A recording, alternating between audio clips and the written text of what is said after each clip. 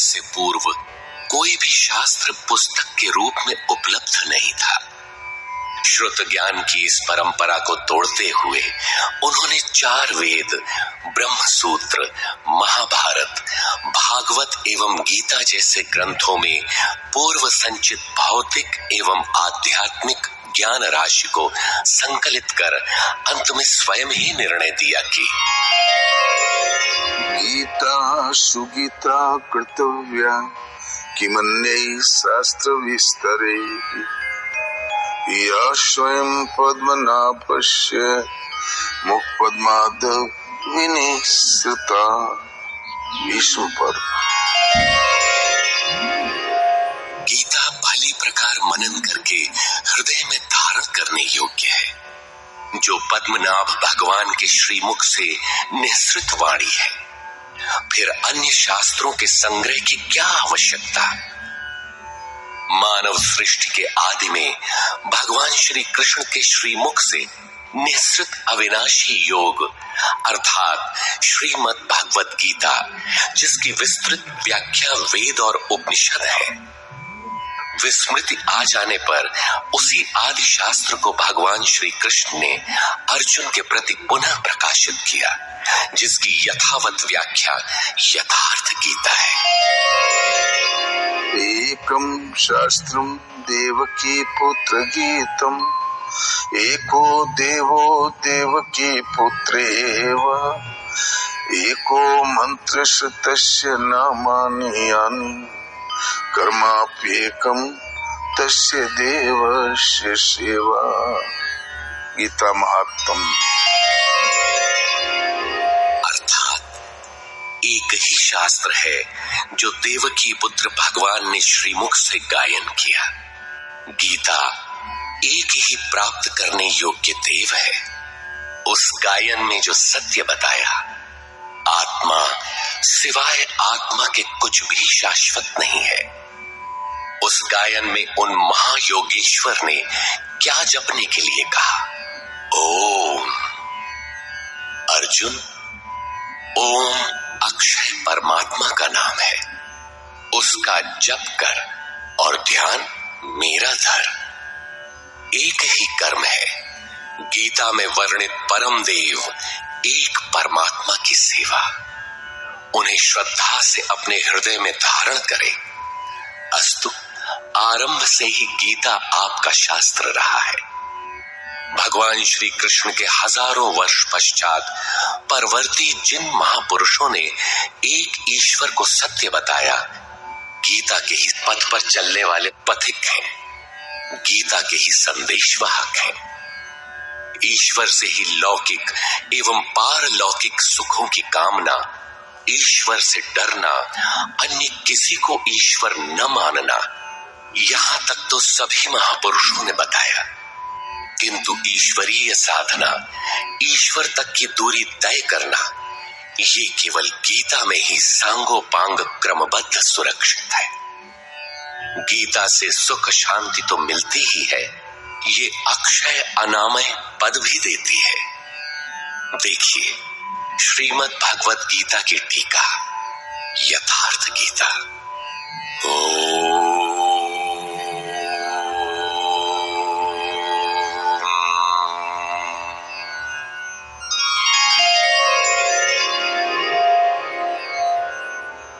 धर्म सिद्धांत 1। सभी प्रभु के पुत्र। ममैवांशो जीवलोके जीवभूतः सनातन मनः षष्ठानीन्द्रियाणि प्रकृतिस्थानि कर्षति। सभी मानव ईश्वर की संतान है, मेरे विशुद्ध अंश है।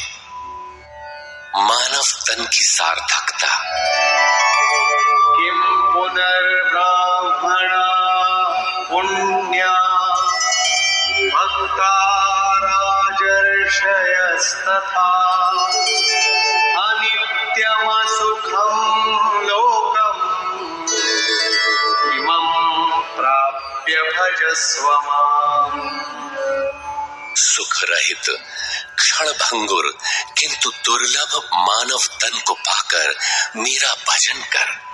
अर्थात भजन का अधिकार मनुष्य शरीरधारी को है। मनुष्य की केवल दो जाति, द्वौ भूत सर्गौ लोकेस्मिन् दैव आसुर एव च। दैवो विस्तरशः प्रोक्त आसुरं पार्थ मे शृणु। मनुष्य केवल दो प्रकार के हैं, देवता और असुर। जिसके हृदय में दैवी संपत्ति कार्य करती है वो देवता है, तथा जिसके हृदय में आसुरी संपत्ति कार्य करती है वो असुर है। तीसरी कोई अन्य जाति सृष्टि में नहीं है। हर कामना ईश्वर से सुलभ। त्रैविद्या मां सोमपा भूतपापा यज्ञैरिष्ट्वा स्वर्गतिं प्रार्थयन्ते। ते पुण्यमासाद्य सुरेन्द्रलोकम् अश्नन्ति दिव्यान् दिवि देवभोगान्। मुझे भजकर लोग स्वर्ग तक की कामना करते हैं, मैं उन्हें देता हूं। अर्थात सब कुछ एक परमात्मा से सुलभ है। भगवान की शरण से पापों का नाश। अपि चेदसि पापेभ्यः सर्वेभ्यः पापकृत्तमः सर्वं ज्ञानप्लवेनैव वृजिनं सन्तरिष्यसि। संपूर्ण पापियों से अधिक पाप करने वाला भी ज्ञान रूपी नौका द्वारा निस्संदेह पार हो जाएगा। ज्ञान अध्यात्मज्ञान नित्यत्वं तत्त्वज्ञानार्थदर्शनम् एतज्ज्ञानमिति प्रोक्तम् अज्ञानं यदतोऽन्यथा।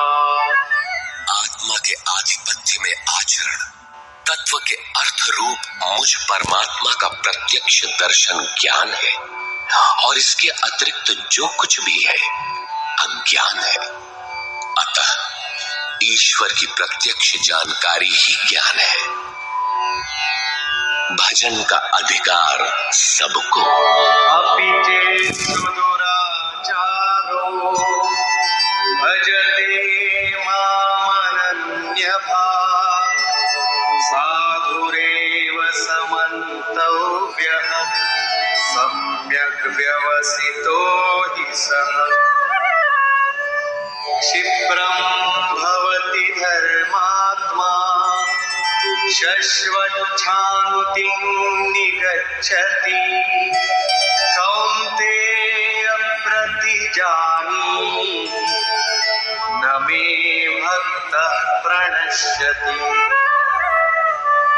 अत्यंत दुराचारी भी मेरा भजन करके शीघ्र ही धर्मात्मा हो जाता है एवं सदा रहने वाली शाश्वत शांति को प्राप्त कर लेता है। अतः धर्मात्मा वो है जो एक परमात्मा के प्रति समर्पित है, और भजन करने का अधिकार दुराचारी तक को है। भगवत पथ में बीज का नाश नहीं। देहाभिक्रमनाशोऽस्ति प्रत्यवायो न विद्यते। स्वल्पमप्यस्य धर्मस्य त्रायते महतो भयात्।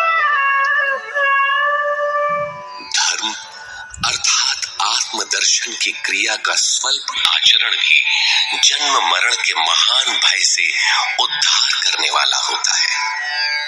धर्म अपरिवर्तनशील है, ईश्वर का निवास।